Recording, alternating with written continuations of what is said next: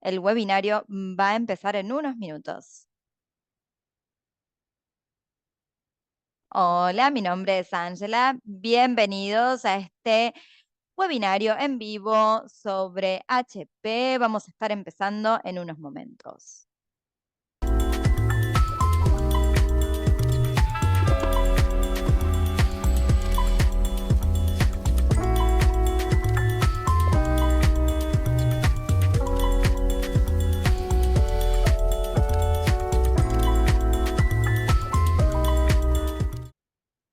Hola, hola. Mientras esperamos que todos se vayan sumando a este webinario, me gustaría dedicarle un momento a compartir que este webinario se va a dar simultáneamente en inglés y en español y pueden escuchar el idioma que prefieran a través de la selección. En la parte inferior de la pantalla, en la barra de herramientas, van a ver un mundito y ahí dice interpretación, idioma o language, y ahí pueden seleccionar el idioma que prefieran escuchar para el resto del webinario. También deberían seleccionar silenciar el audio original o mute original audio para escuchar solo la traducción. Entonces, si quieren escuchar el webinario en inglés, deberían seleccionar el idioma inglés, y si quieren hacerlo en español, obviamente deberían hacer lo mismo en la parte de la barra de herramientas. Tienen que hacer clic en el botón de interpretación, hacer clic en español y seleccionar silenciar el idioma original. Eso les permitirá escuchar solo el webinario en el idioma que seleccionen. Voy a darles unos momentos para que seleccionen el idioma que deseen y voy a dejar estas instrucciones, estas indicaciones en el chat para que tengan acceso a esta información en cualquier momento. Entonces, una vez más, pueden hacer clic en el mundito en la parte inferior de su pantalla y seleccionar el idioma que quieran escuchar. Una vez que hayan seleccionado el idioma, también tienen que hacer clic en silenciar el idioma, el audio original. También quisiera agradecer a nuestros colaboradores internacionales TVX for Life y la Fundación contra la Hipertensión Pulmonar. Es un honor tener este panel de profesionales tan especiales sobre el bienestar frente a esta enfermedad. También quisiera agradecerles a nuestros patrocinadores del programa por su apoyo y reconocer que justamente no participan ni tienen injerencia directa sobre el contenido que vamos a compartir. También como parte de nuestra organización, nosotros como PHA justamente nos apoyamos muchísimo en lo que es la red internacional de pacientes, cuidadores, profesionales de la salud, para tener acceso en el presente y en el futuro a las publicaciones. Por favor, no duden en convertirse en miembros. Si ya lo son, muchísimas gracias por su apoyo. Si no lo son, consideren hacerlo a través de nuestro sitio web. Y también algunas notas de programación para que todos estemos al tanto. Después de la presentación tendremos una sesión de preguntas y respuestas.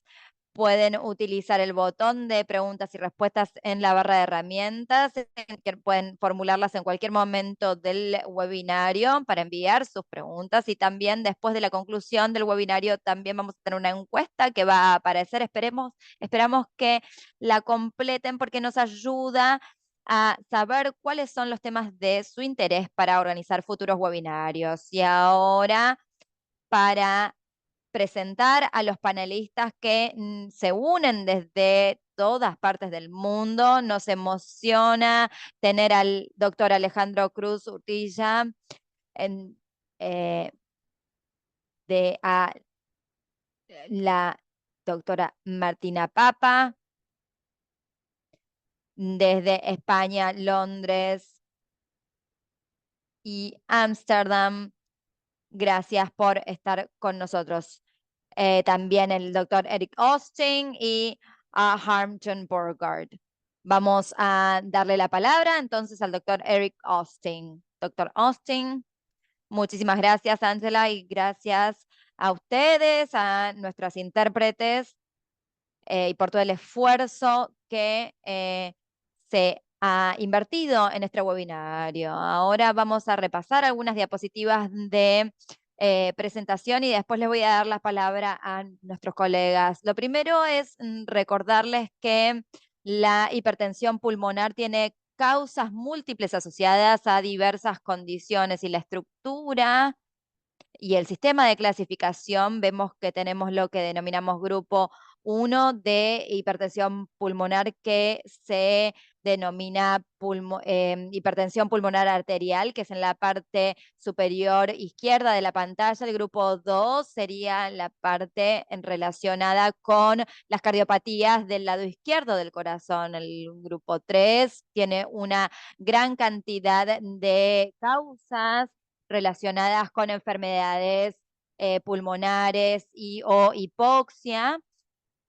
Los que tienen el grupo 4 de la enfermedad tienen hipertensión pulmonar tromboembólica crónica y en general tienen diversos cardiopatías o enfermedades pulmonares, y también el grupo 5 son todos aquellos que no se pueden incluir en el resto de los grupos, y es una hipertensión pulmonar ocasionada por mecanismos multifactoriales poco claros. Y la razón por la cual presentamos esto es que el grupo 1, que atañe a la hipertensión arterial pulmonar, comprende justamente todo lo que son los factores genéticos que vamos a evaluar hoy, los tipos de hipertensión pulmonar que denominamos como arterial incluyen la HAP idiopática, es decir, que no podemos asociar una condición, ya sea genética ni de ninguna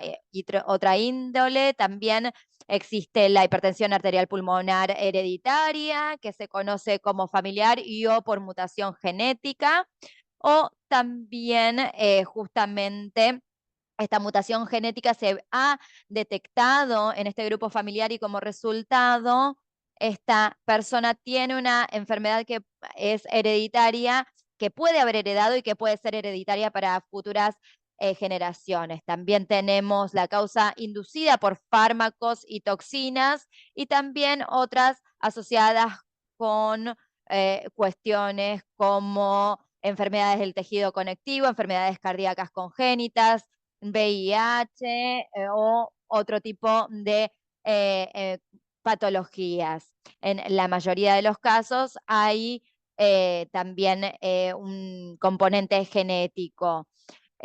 También tenemos las causas asociadas con enfermedades venoclusiva pulmonar o EVOP, también hemangiomatosis capilar pulmonar, que probablemente está dentro del espectro de lo que en general denominamos como HPPRN, que también está exclusivamente relacionada con la hipertensión pulmonar persistente del recién nacido. En la siguiente diapositiva vemos que múltiples genes ahora están asociados con el grupo 1, la HAP, que es la hipertensión pulmonar arterial. Hemos evolucionado muchísimo en los últimos años, hemos descubierto que el gen BMPR2 es el gen más común que se encuentra a la hora de evaluar las causas genéticas que prevalecen en este tipo de patologías. Pero también tenemos una gran cantidad de otros genes que se han descubierto que están asociados con la HAP.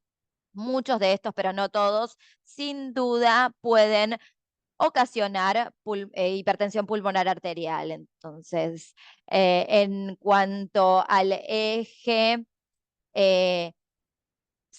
vertical, dice que justamente tenemos los puntos que se han evaluado y que tienen evidencia, y en general la mayoría de los primeros se eh, relacionan con lo que es el aspecto hereditario de la enfermedad. El resto también quizás no están tan confirmados, en especial los que son moderados, entre los 7 y 11 puntos.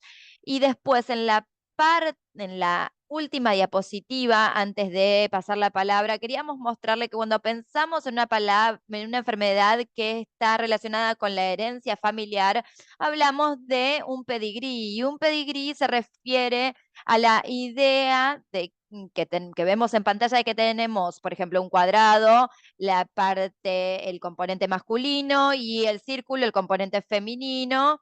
Y esto nos referimos justamente al sexo biológico, y las personas en la generación 1 que vemos tienen hijos, y ahí podemos ver que tienen líneas que se conectan con un círculo y con femenino, y con otro también femenino. Y en el medio tenemos uno masculino, un cuadrado, y tienen femenino que está, perdón, un masculino que está conectado con el femenino. Este pedigrí nos muestra que en la segunda generación hay 3 hijos biológicos de la primera, y uno de ellos ha tenido un hijo con una de las mujeres de esa generación, y esta tercera generación tiene 3 hijos. Entonces, cuando vemos un pedigrí como esto, una de las formas más comunes de demostrarlo es, como les decía, el círculo significa la presencia femenina, el cuadrado masculino. Entonces,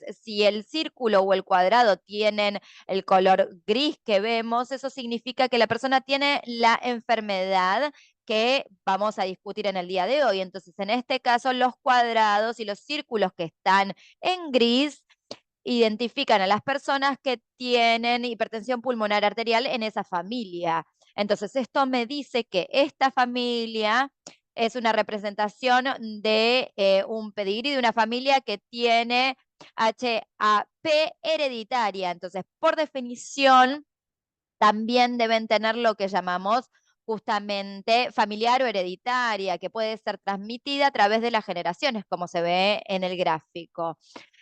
Hay 2 personas representadas, una en un cuadrado relacionado en la generación 3, y un cuadrado y un círculo en generación 2 que no están en gris, pero que tienen un círculo negro en el medio. Y estas son las personas que identificamos que portan un riesgo para desarrollar eh, esta enfermedad en la familia, porque tienen una mutación genética. Por ejemplo, pueden tener una mutación del gen BMPR2 que puede ocasionar una hipertensión pulmonar arterial, pero que no tienen la enfermedad en cuanto a lo que podemos conocer. Entonces, son portadores de la mutación, pero no tienen la enfermedad. Y esto es importante porque identifican el hecho de que las personas en la familia que son portadores silenciosos de la enfermedad, pero quizás no tienen la enfermedad de forma evidente. Quizás son perfectamente saludables y que no se detecte la enfermedad, pero estas personas pueden transmitirle esta mutación genética a sus hijos y a las futuras generaciones. Creo que el doctor Cruz nos va a mostrar una imagen de un pedigrí. Sí, sí, muchísimas gracias. Me gustaría comenzar también por agradecerle a la Asociación de PHA, la Fundación contra la Hipertensión Pulmonar, y en mi parte quisiera explicar la razón por la cual hacemos un estudio genético por consenso clínico. Justamente nos concentramos en casos idiopáticos, pero también familiares, en los casos asociados con fármacos o toxinas. También podemos tener algunos casos asociados con eh, metanfetaminas y usos de otros fármacos, y esto es porque sabemos que en estos casos la prevalencia de variantes genéticas es mucho más alta y compatibles con otras formas de HAP.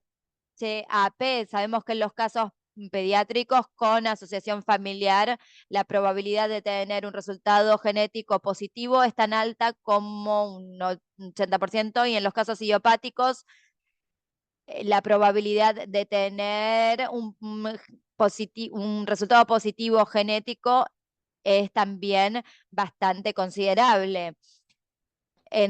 Por otro lado, las otras formas de HAP y tener resultados positivos genéticos es mucho más bajo, y también la relevancia clínica de estos resultados genéticos no está tan comprendida. Entonces, el consenso actual del uso recomendado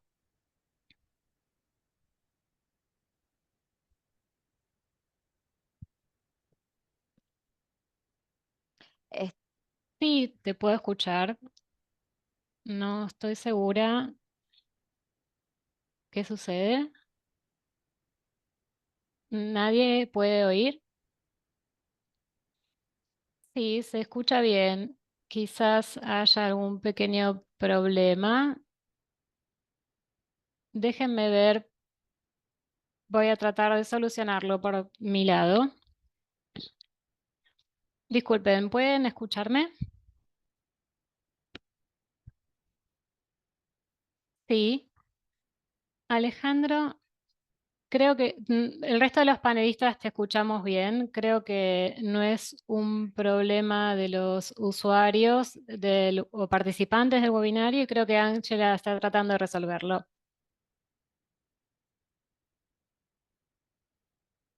Sí, estoy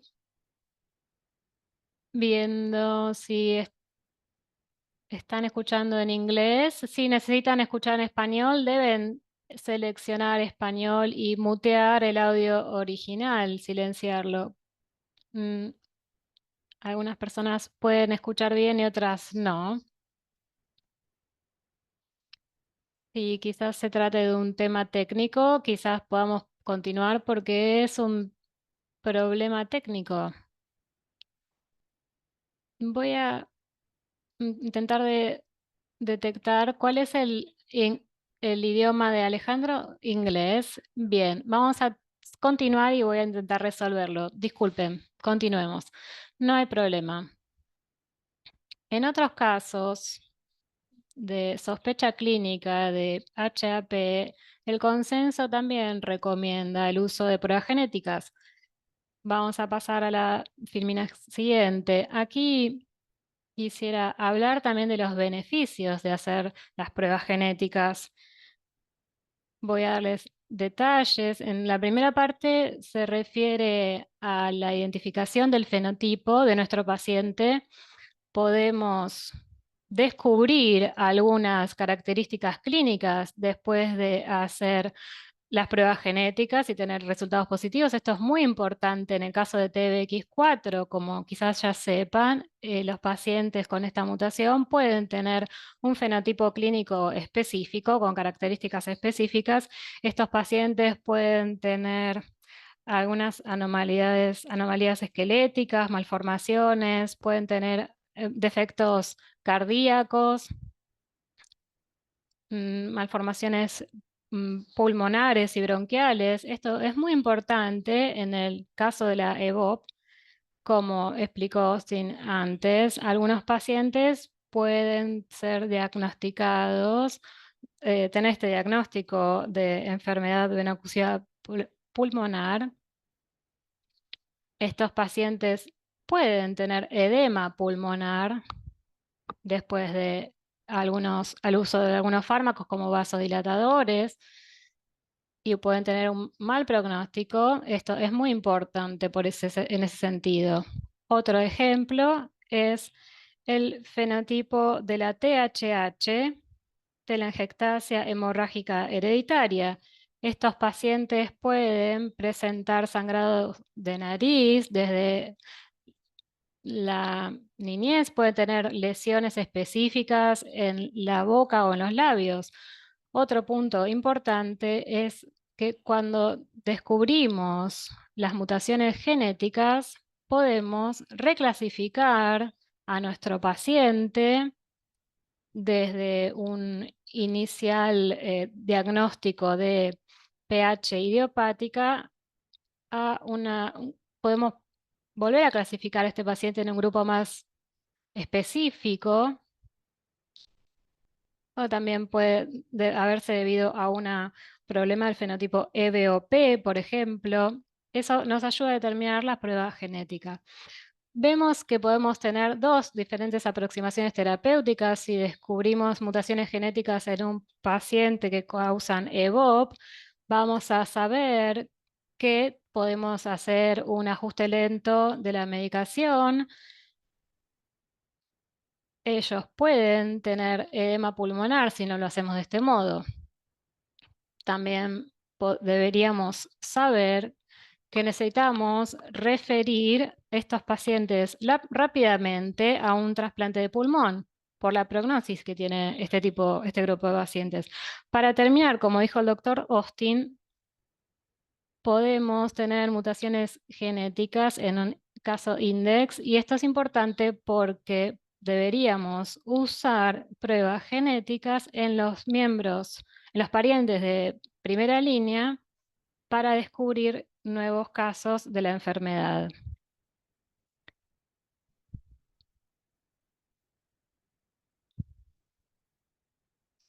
Gracias, Ángela. Voy a compartir pantalla ahora. Espero que se haya resuelto el problema técnico.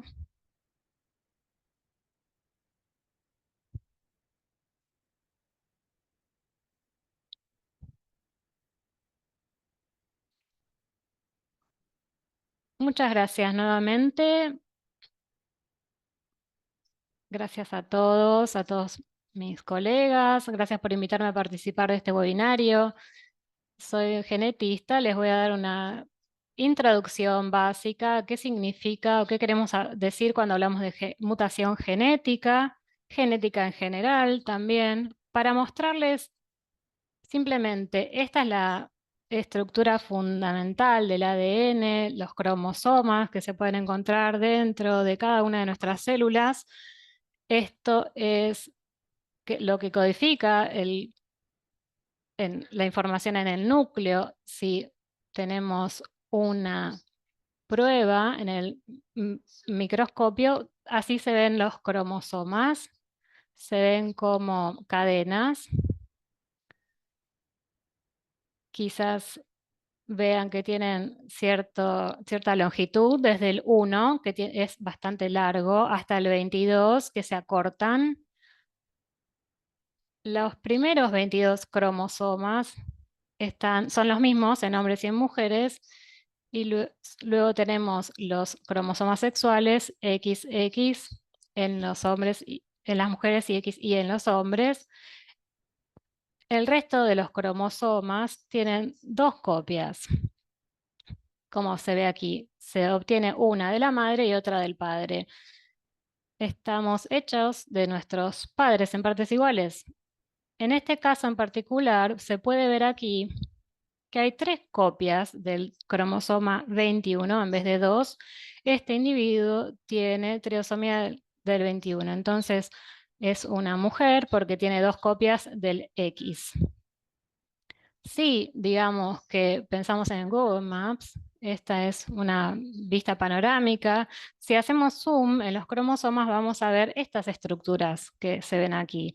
Estos son los genes.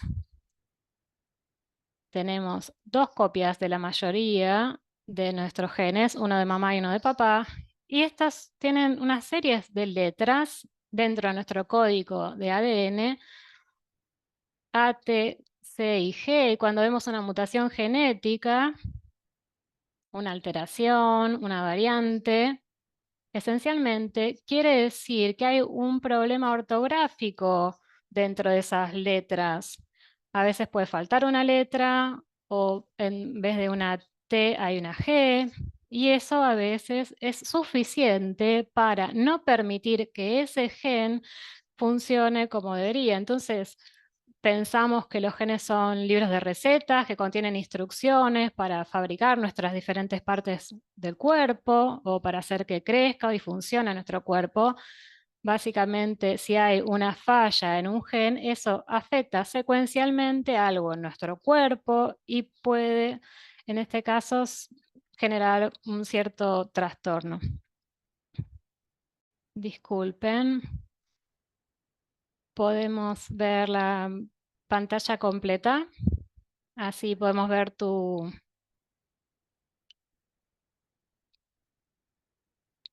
indicador luminoso.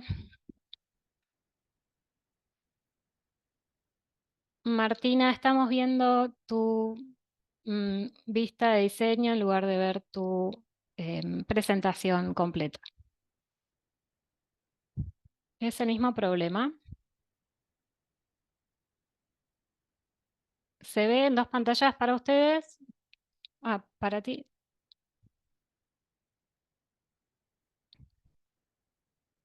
Quizás pueda compartir yo, pero no vas a poder usar tu señalador. Si tenés dos pantallas, quizás debas arrastrarlo a la principal que estás usando. Bien, voy a intentarlo de nuevo. Si no funciona, hacemos otra cosa. A ver, ahora vemos la presentación. Sí, está bien ahora, sí. Gracias, disculpen. ¿Se ve mi láser? Perfectamente, gracias. Estos son los cromosomas. Ah, qué lástima que se perdieron todo eso, pero bueno, lo podemos repasar rápidamente. Este es el set completo de cromosomas. Me refería a este, al 22, los mismos en los hombres y en las mujeres. Los sexuales están aquí. Aquí decíamos que si hacemos zoom en un cromosoma, vamos a ver los genes y vemos las series de letras. Y si hay una falla aquí, vamos a tener una mutación genética. Tenemos más de 20.000 genes en los humanos, pero recuerden que solo es aproximadamente 5.000 los que están conectados o relacionados con una enfermedad humana. Una nueva enfermedad relacionada con un gen se descubre por mes alrededor, o es un número aproximado. Así que se pueden repetir las pruebas hasta dar con resultados. Puede haber errores de ortográficos, puede haber genes que no conocíamos y que ahora podemos someter a pruebas. Podemos hacer diferentes tipos de pruebas, pruebas de un solo gen. Si pensamos que un gen es un libro, abrimos un libro y analizamos un gen, leemos todas las letras de forma secuencial y vemos que estamos buscando un error ortográfico. Por ejemplo, el auto era azul, el auto era rojo, el auto era r. Vemos que esto, algo tan sutil puede generar una patología. Puede ser más efectivo y rápido analizar grupos de genes al mismo tiempo. Esto se llama paneles genéticos. Donde yo trabajo, tenemos genes, trabajamos sobre genes que son 11 los que tienen una asociación con la HAP. También en pruebas más sofisticadas buscamos la secuenciación del exoma completa. Analizamos la biblioteca completa y luego buscamos errores ortográficos dentro de cada libro. En términos de los capítulos que más nos interesan, hacemos secuenciación del exoma completo. En el genoma completo se ve absolutamente todo, no solo los capítulos. Tenemos un enfoque agnóstico del gen, es decir, no sabemos dónde puede estar la patología dentro de un gen, hay que descubrirlo. Esto se usa como prueba de diagnóstico porque es más rápido mirar todos los genes simultáneamente, pero luego, para luego dar con el libro que nos interesa y analizarlo en profundidad. Quiero mostrarles una copia de un informe genético de pruebas genéticas. Aquí pueden ver una tabla de genes y en este caso podemos ver una lista de todos los genes que fueron analizados y los porcentajes. Los porcentajes se refieren a cuán bien podemos leer estos genes, porque algunos pueden verse un poco confusos, quizás podría ser un poco difícil leer estos genes. En este caso pueden ver que la cobertura fue de 100%, así que era bastante confiable en cuanto a poder identificar estos genes. Y de estos genes que identificamos, había una alteración en el SMAD9, en ese gen. Aquí tenemos la variante y se mantiene en la posición 166. Debería haber una letra G y en su lugar había una letra C. Entonces aquí les muestra el efecto de esta variante y aquí podemos ver que eh, encontramos exactamente dónde está la mutación y justamente este gen tiene dos copias y en este caso, los genes que son eh, heterocitos tienen una doble copia de los genes, tienen un componente dominante y uno recesivo. En el caso de los homocitos tienen los dos componentes similares. Entonces, en este caso, por ejemplo, tenemos a una persona que está afectada con hipertensión y es hombre porque se ve representado con un cuadrado, tiene 45 años y ha tenido una prueba genética y podemos ver que quizás teníamos una alteración ortográfica eh, en esta composición genética. Esta persona tiene una pareja mujer y tienen dos hijos, hombre y mujer, de 13 y 8 años.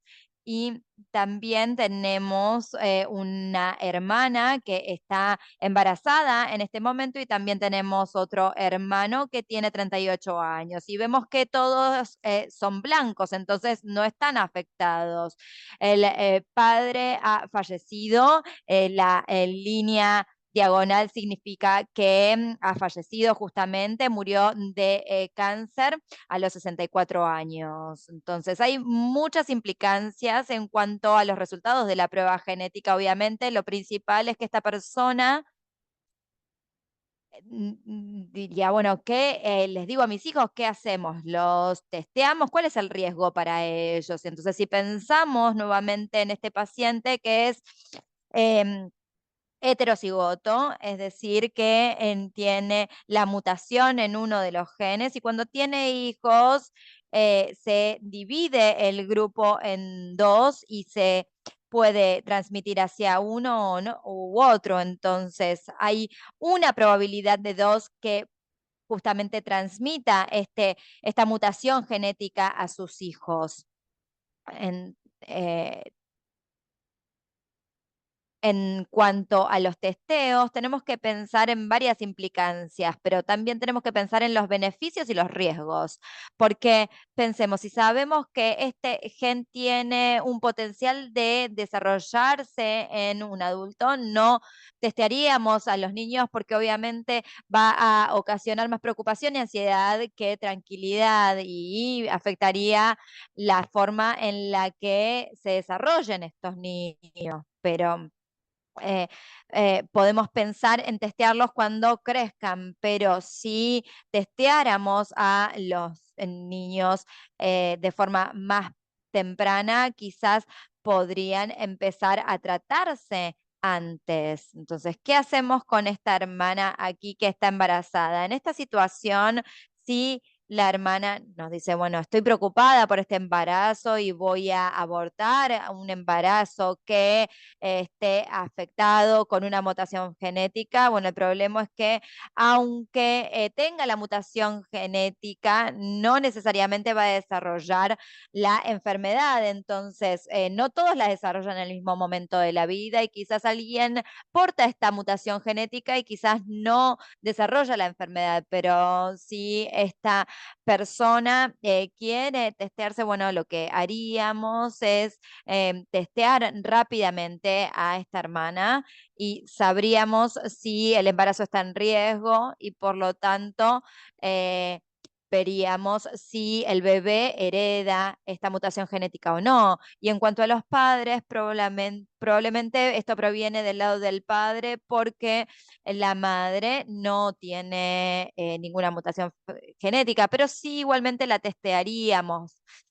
Muchas veces aparecen de la nada en distintos individuos y ahí quizás vemos que hay una mutación genética por primera vez en una línea inferior que aparece sin antecedentes previos.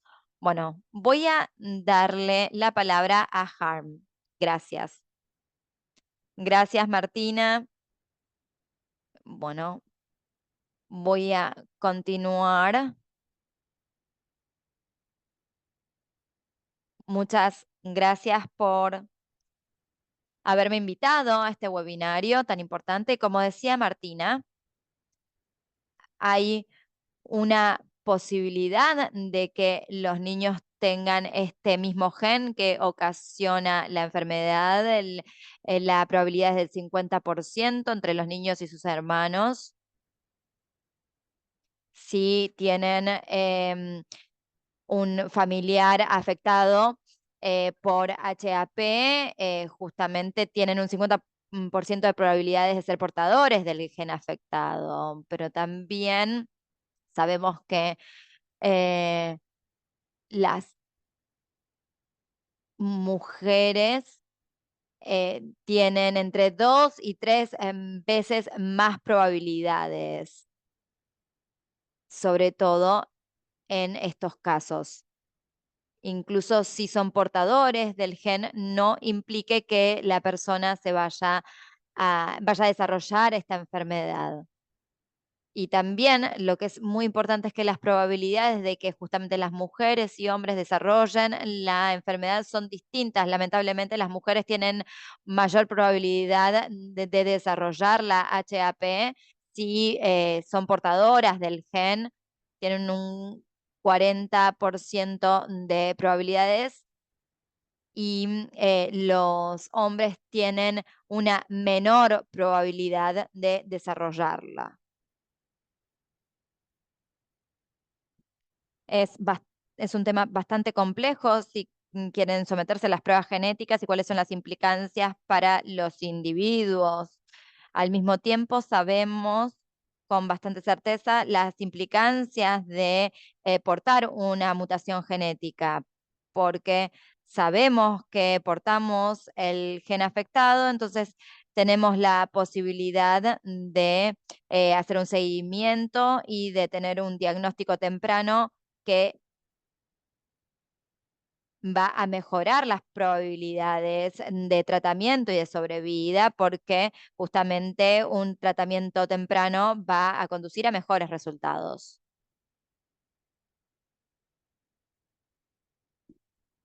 Vamos a la siguiente diapositiva. Entonces, del lado izquierdo tenemos un diagrama de cómo vemos el desarrollo de la enfermedad en los portadores del gen mutado y muchas veces vemos que los pacientes diagnosticados eh, son detectados cuando desarrollan síntomas lo suficientemente graves como para que sean evidentes, como por ejemplo la insuficiencia ventricular derecha o Por ejemplo, tienen una menor capacidad de hacer ejercicio, palpitaciones, edemas, todos esos signos son justamente signos de insuficiencia cardíaca ventricular derecha. Y también tenemos justamente estas consecuencias. Lo preferible sería detectar el HAP antes de que comiencen estos síntomas más graves, iniciar el tratamiento antes de que se desarrolle una insuficiencia cardíaca. No tenemos muchos datos en cuanto a las formas genéticas de la HAP. También tenemos que ver otras causas de hipertensión pulmonar arterial para que estas detecciones tempranas se traduzcan en mejores resultados con tratamientos más tempranos. Tenemos en algunos pacientes con esclerodermia u otro tipo de patologías, un tratamiento precoz, una detección precoz conduce a mejores resultados. En los pacientes con formas hereditarias de HAP pueden tener detecciones tempranas con mejores resultados. En todo el mundo existen distintas iniciativas para conocer más sobre eh, los análisis tempranos, las detecciones tempranas de la enfermedad. Hay distintas universidades en los Estados Unidos, en París y otros programas en Ámsterdam.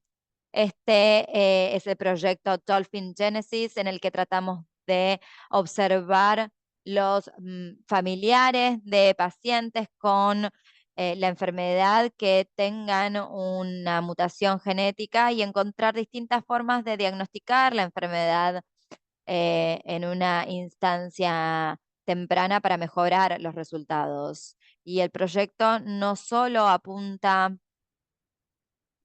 a una detección temprana de los familiares de los pacientes, sino que también apunta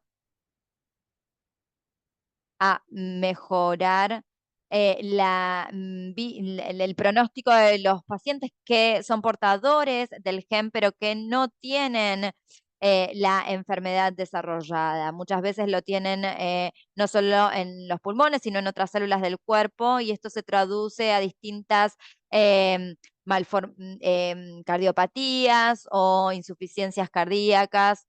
Y justamente esto se puede extender hacia los pulmones. Entonces, al hacer un control de quienes son aparentemente portadores sanos, saludables de la mutación genética, se puede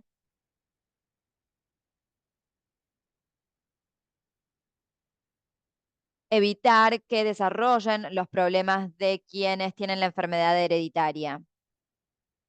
Otro beneficio de tener este programa es observar los portadores saludables de mutaciones genéticas y observar los primeros signos en la sangre. Esto justamente puede ayudarnos a detectar la enfermedad en las primeras etapas,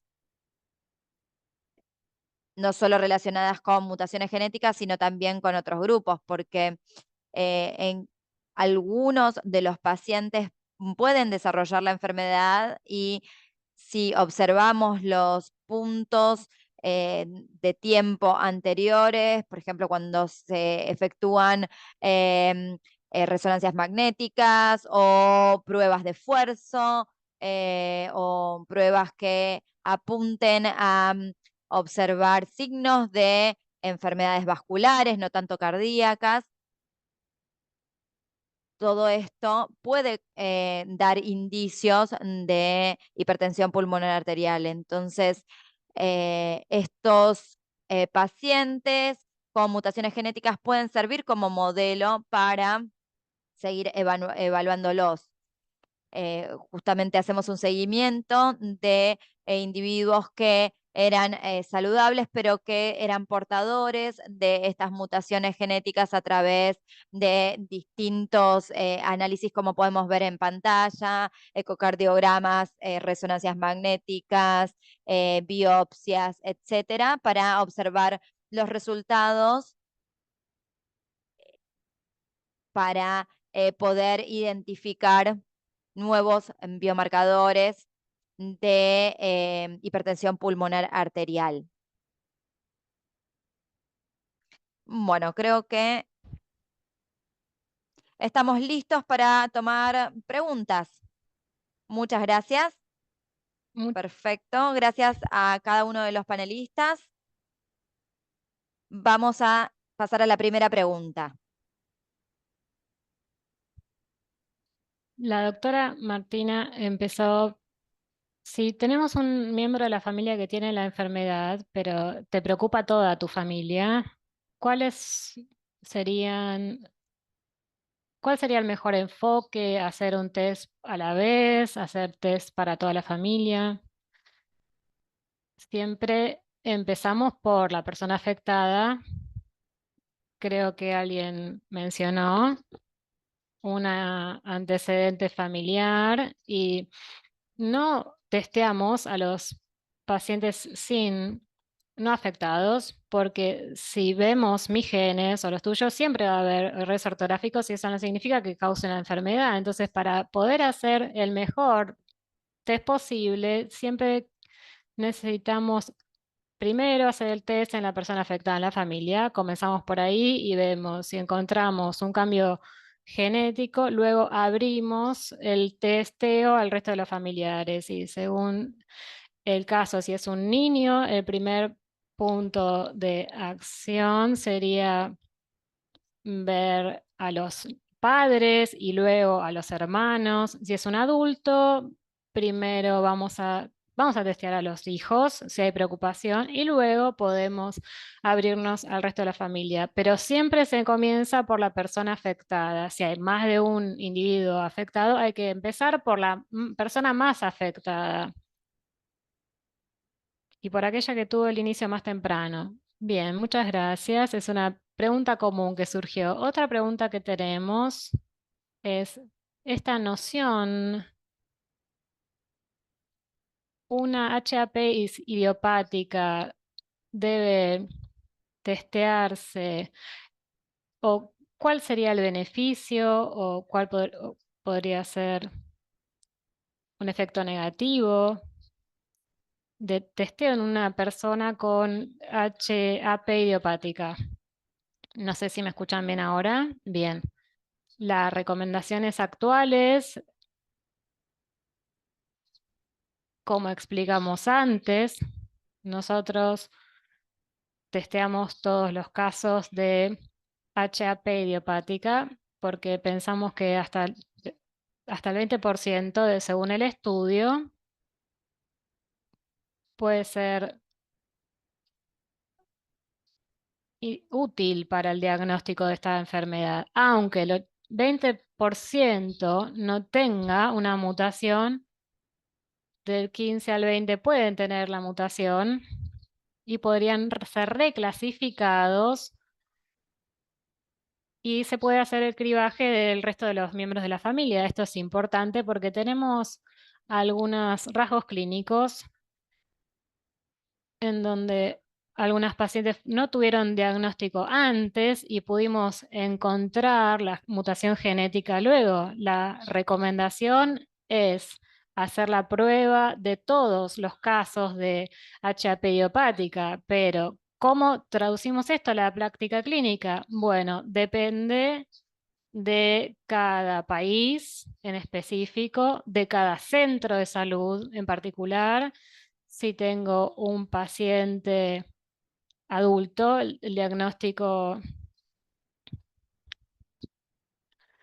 un paciente con HAP idiopática, podemos tener resultados diferentes según la edad.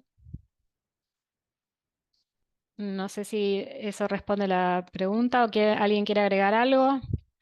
Yo coincido sobre el testeo de todos los pacientes con HAP idiopática. En Estados Unidos veo casos pediátricos donde los individuos en algunos centros se niegan al testeo porque les preocupa las consecuencias, cómo va a impactar el cuidado a futuro, los costos.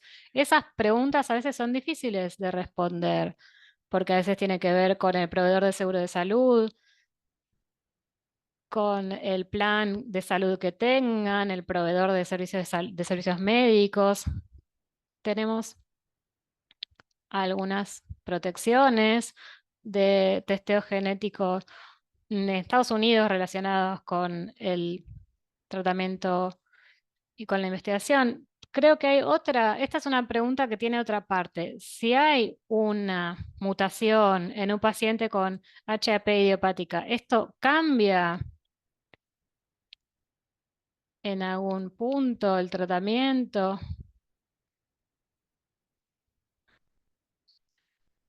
Sí, son dos preguntas muy interesantes. Hubo algunos cursos detallados observando estos pacientes con HAP hereditaria y con la mutación del BMPR2. Esos cursos mostraron casos de pacientes portadores de mutaciones del BMPR2 que tuvieron una enfermedad, un curso de la enfermedad mucho más grave. Esto indicaba a los médicos tener que hacer un seguimiento muy cercano, un tratamiento más agresivo, más pronta indicación de trasplante de pulmón. Ex- es extraño, pero se entiende en estos centros que ahora con este enfoque del tratamiento agresivo, los resultados pueden ser muy buenos. Y estamos muy atentos en estos casos. Estos cursos tuvieron algunos resultados pobres en la HAP hereditaria, pero sin embargo, creo que la información de que alguien tiene esta mutación, al menos lleva a los médicos a estar muy atentos con el tratamiento de estos pacientes. Entonces, hay diferentes tratamientos. Los pacientes con HAP hereditaria se tratan como los pacientes con HAP idiopática en cuanto a los componentes y los fármacos. Hay un desarrollo muy interesante en HAP con sotatercept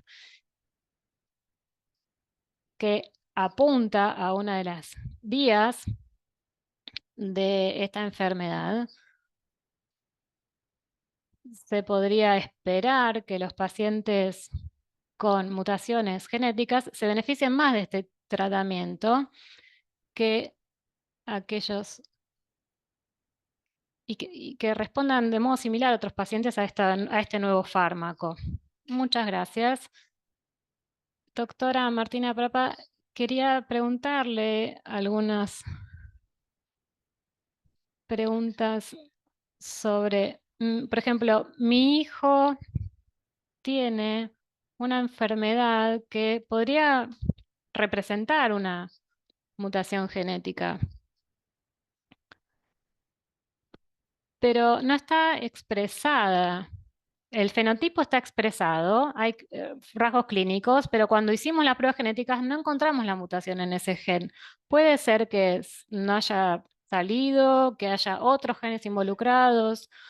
¿Cómo podemos entender en, qué sucede en estos casos?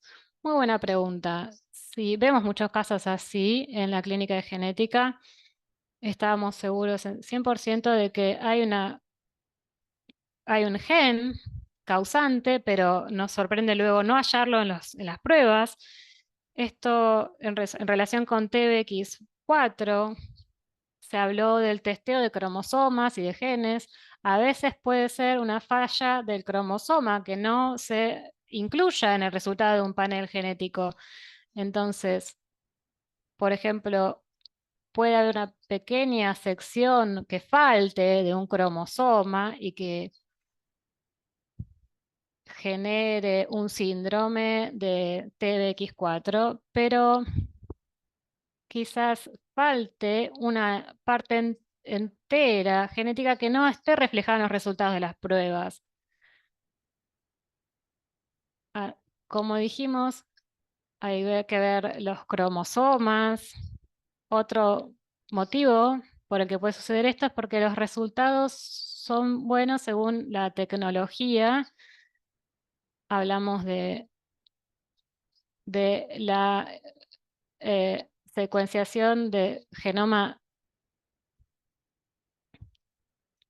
entero y esto son partes no codificantes de los genes, no están involucradas en armar la receta, pero pueden ser importantes igual. Entonces, hay mucho trabajo que se está haciendo en este campo y viendo esos capítulos importantes y ver qué pasa si hay una falla allí o si se puede chequear este tipo si se puede hacer este tipo de prueba de genoma completo. Vimos otras preguntas. Por ejemplo, me hicieron una prueba hace 8 años. El doctor me dijo, bien, ahora podemos encontrar la variante, pero ahora, 8 años después, podríamos hacer de nuevo la prueba o hacer las pruebas de mi familia. ¿Cómo, cómo se reinterpreta con el tiempo? ¿Cómo cambia el enfoque? Sí, podemos volver a hacer la prueba, pero tenemos que saber que lo más posible aquí es que siga sin tener una mutación genética, porque la primera mutación genética descubierta fueron las más frecuentes. Pero por supuesto, el enfoque aquí es hablar con el genetista y preguntarle si podemos hacer las pruebas genéticas ahora con el conocimiento actual y repetir las pruebas. Muchas veces tenemos algunas muestras de sangre congeladas en el laboratorio y podemos usar esas muestras, o si no tenemos, podemos necesitar una nueva muestra y hablamos con nuestros genetistas. Nuestra respuesta es, ok, podemos volver a hacer la prueba, pero hay que saber que probablemente si no estuvo la mutación genética, no estará ahora. Es una pregunta tan común que surge y quiero repasarla rápidamente porque se nos acaba el tiempo. Doctor Bogart, quisiera saber desde tu punto de vista, las personas con cardiopatía congénita, ¿cómo se los aproxima desde la prueba genética? Es una gran pregunta. Hay muchos de nuestros genes implicados en la HAP que también están asociados con la cardiopatía congénita. Hay casos de distintos genes asociados que están implicados en la HAP y la cardiopatía congénita. Al menos en mi país, nuestro enfoque es que es fácil hacer paneles genéticos para este tipo de pacientes, pero no sé cuál es la situación en Estados Unidos. Creo que sí, pero no es tan común, no se usa tanto aquí. Depende del centro. Algunos los hacen de rutina para cualquier tipo de hipertensión pulmonar. Bien, hay algunas otras preguntas. Los bloqueadores, si hay responsividad. Y hace que hay algunos estudios que están investigando este asunto. Personas con mutación de BMPR2 y los bloqueadores. la responsabilidad de los vasodilatadores. Hay, bueno, muchas personas aquí, muchas gracias. Quiero agradecerles muchísimo, doctora Prapa, Cruz Urtilla, Bogart, Ángela. Necesito que nos orientes. Aquí quisiera pasarte la palabra y que nos digas qué tenemos que hacer. Sí, muchas gracias. Tenemos muchas más preguntas llegando, pero lamentablemente no tenemos más tiempo. Quiero tomarme un momento para agradecer a nuestros panelistas. Gracias, doctor Osteen, por moderar. Gracias por responder todas las preguntas. Podríamos quedarnos una hora más, seguramente, pero creo que esto muy interesante. Esto está siendo grabado, va a ser cargado a nuestro sitio web, lo vamos a publicar en nuestra clase. Alguien preguntó acerca de la grabación, no se preocupen, van a tener toda la información y van a poder escuchar la parte que no se escuchó bien. Quiero tomarme un momento rápido antes de despedirlos. Quiero invitarlos a la conferencia internacional y sesiones científicas de PHA, una oportunidad de conectar con pacientes, cuidadores, profesionales médicos y obtener mucha información. Todavía tienen tiempo para inscribirse. Ya puse el enlace para que, en el chat para que se inscriban. Me encantaría verlos allí. Y gracias, les quiero agradecer que también tenemos una encuesta acerca de este webinario que va a aparecer automáticamente y que la pueden completar y vamos a saber si el tema es de su interés. Nuevamente, gracias a nuestros panelistas. Muchas gracias por sumarse de todos lugares del mundo distintos y nos vemos la próxima. Adiós a todo el mundo. Gracias, Francia, Europa, Norteamérica, gracias a